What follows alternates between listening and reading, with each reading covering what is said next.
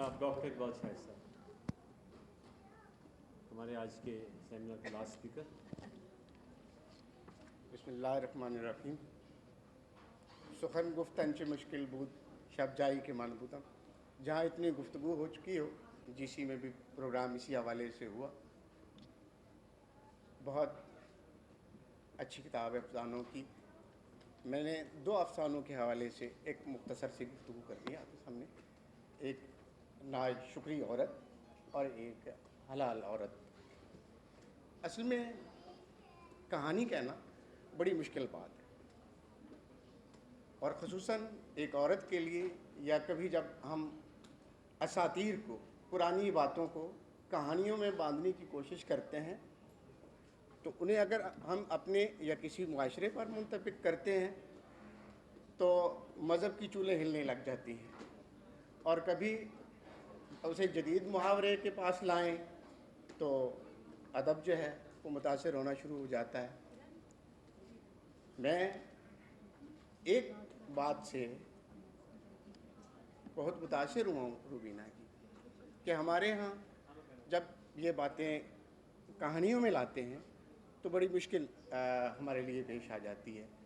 इफ़्फ़त कलाम कहानी में कायम रखना, जैसे हलाले वाली कहानी।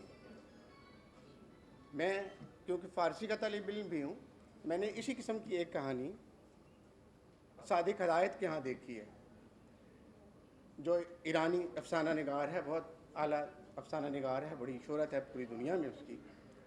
तो रुबीना फैसल को मैं एक बहुत मुबारकबाद देता हूँ कि उसके अफसाने में जो एक बात वो मैनेज नहीं कर सका, आखिर पे वो जाके वो रुबीना ने मैनेज कर ली है, कि ये मौलवी साहब जो है, मौलवी साहब को बिल्कुल पैसे दे के फारिग कर देती हैं, पक्का नहीं कर लेती, जबकि उनके अफसाने में मौलवी साहब पक्के हो जाते हैं।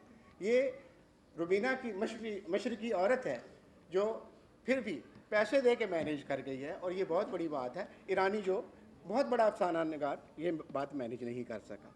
दूसरी बात ये है कि एक कहानी जो शायद नाशुक्री जिसका उन्वान है, उसके साथ एक करैक्टर चलता है एक कुतिया का, और साथ साथ एक पैरेलल करैक्टर चलता है एक औरत का, और दोनों ही बेबस हैं।